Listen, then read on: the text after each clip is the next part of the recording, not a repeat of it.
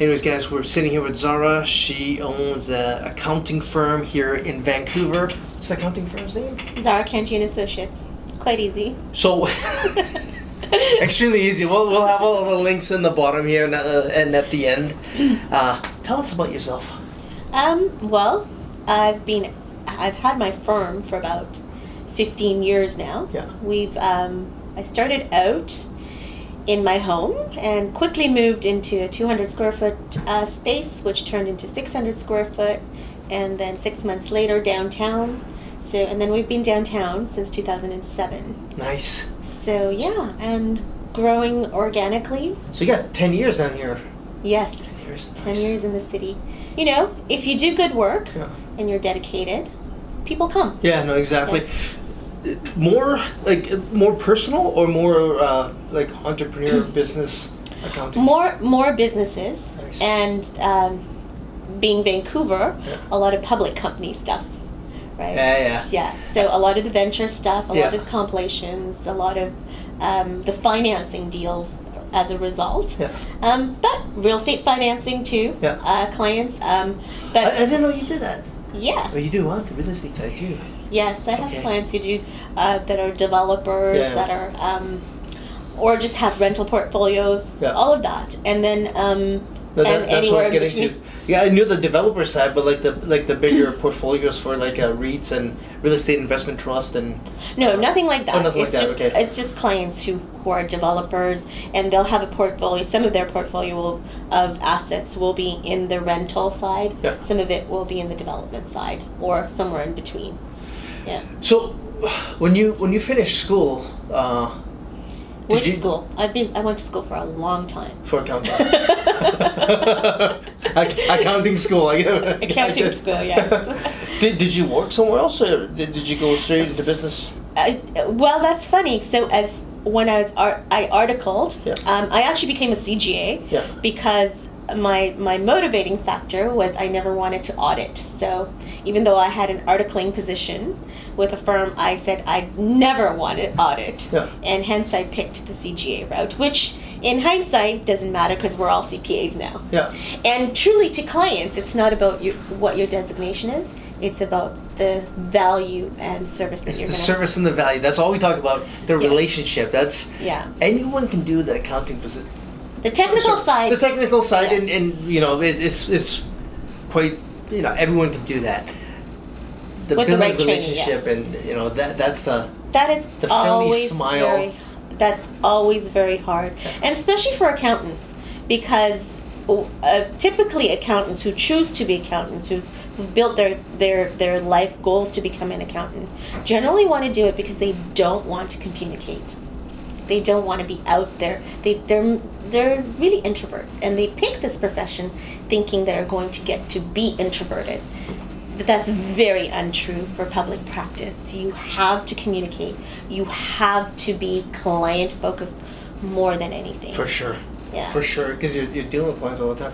Actually, if I was to go back to school, I would do my accounting or do some sort of training there, maybe 6 months, maybe 1 year, just to get that knowledge before getting into business or doing it and just kind of learning that, because I had to learn that.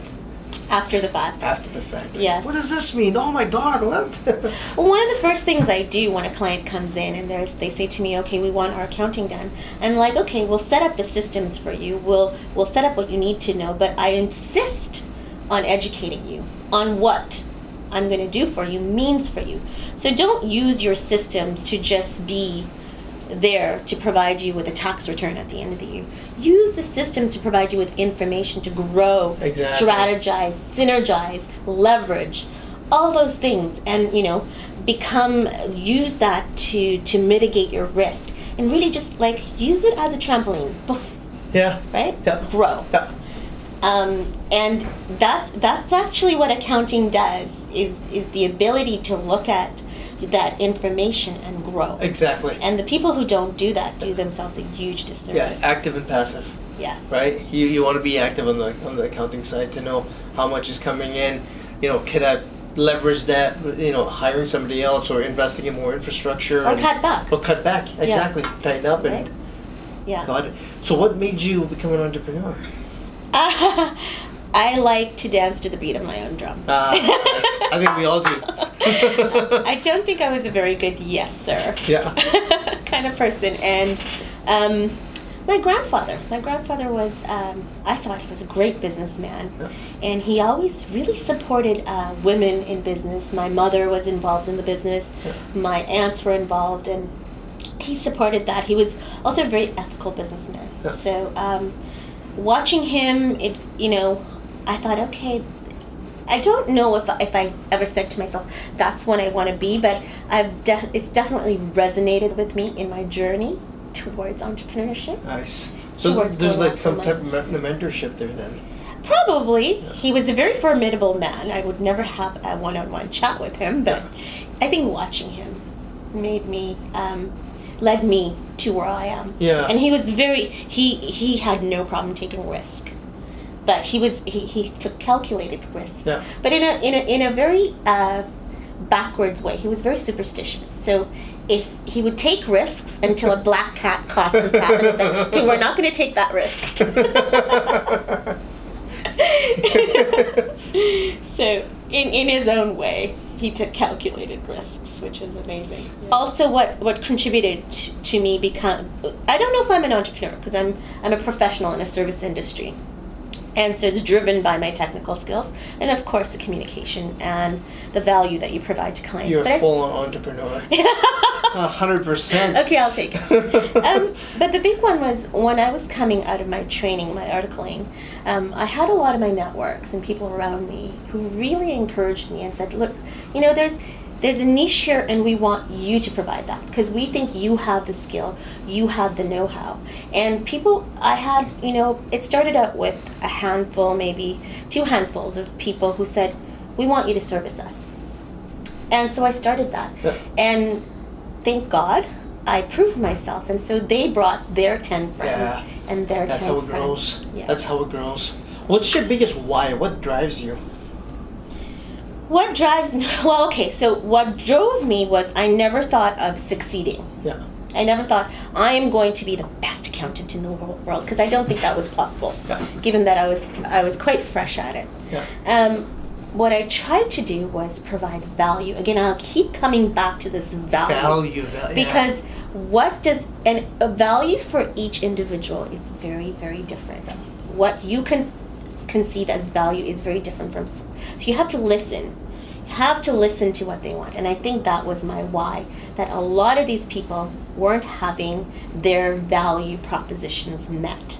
And I felt that I could do it. But I was doing it haphazardly, not knowing the definitions behind it. And then I became a mom quite early in my career. And then my daughter provided me with this sense of stability to go forward. So I wasn't as haphazard. So is your why the value you give others? Is your why work hard for your daughter? For her to, what drives you to, gets you pumped out of bed? And then it would be the value. The value. Yeah. The value you give. Yeah. But she provided the base where I needed to just kind of settle it all down. This is supposed to be out there. Yes.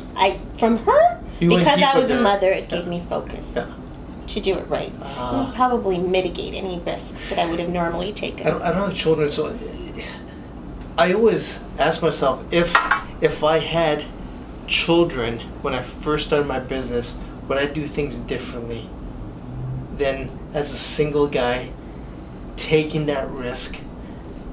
These are the things, and I'll never know it did rein me in. It did, huh? Yes, it did rein me in for sure. Just the balance is there. It's okay, you know what? I got mouths to feed. I got all this stuff, right?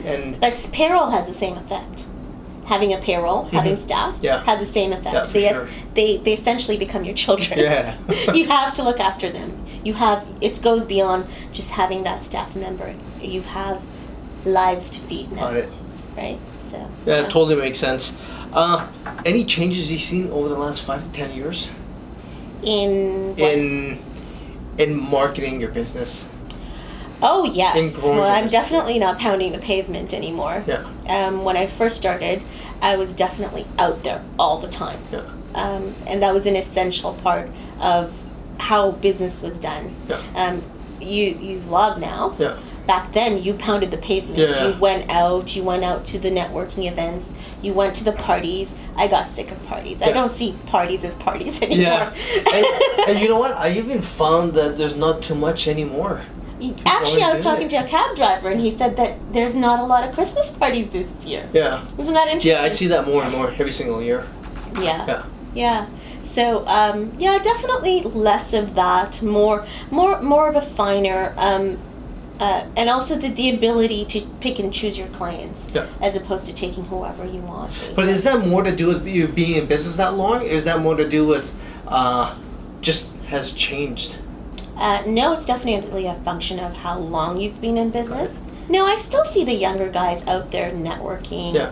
I think the bigger change is instead of just networking for the sake of going out and drinking and having, a few bottles of wine, it's more focused on learning and associations, and you'll see more presentations as part of it, as opposed to just a big party. Yep.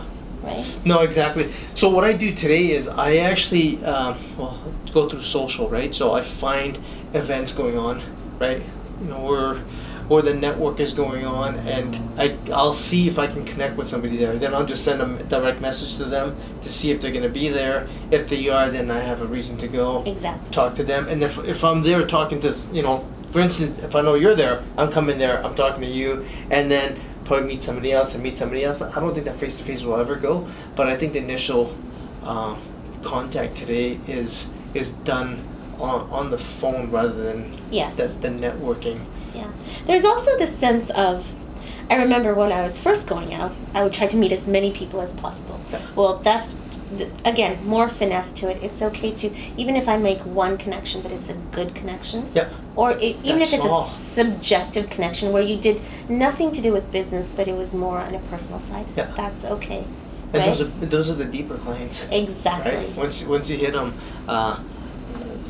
So Right here, quality over quantity for sure. has changed, I think. yeah. For me, especially. When you got the heart, then you got pretty much everything. Yeah. It just opens up. Any advice to, as an accountant, you probably have tons. All these young entrepreneurs starting business. Any advice? So, if the biggest goodwill you'll ever build is your reputation. Yeah. Keep your reputation intact. Yeah. Always keep your reputation intact. Build on that. Don't build on, these are my accomplishments, I've accomplished. No, your reputation, how people know you, how people connect with you, your demeanor. Watch all those. Those are important. And then the value proposition. Listen to what your clients want and fill that niche, fill that need, because that's when they feel that you have done something for them. It doesn't matter how much you charged, but if they feel that they have been listened to, their value proposition has been met, you've got gold on your side. There you go, guys. Again. Although, is Bitcoin worth more than gold now? Oh, I don't know. I don't know. Getting there. Getting there. I think it probably beat gold. I think I so, think right? it has beaten gold a long time ago at 17,000 US. I think it's like close to 20,000 Canadian right now. I think gold is probably sitting at about 2. Okay, so you've got- I haven't seen gold in a long time. You've so I got a don't even look at Bitcoin. it. Well, there's so many cryptocurrencies out there, but I think that's a different chapter. Yes, that's a different conversation. chat. Anyways, guys, this is Zara. We'll have all our links below: Instagram, Facebook, Yes, website, Twitter, LinkedIn. LinkedIn, everything. We'll have it all down there. Anyways, please comment, share, let us know what you think. If you have any questions, please hit us up. Thanks.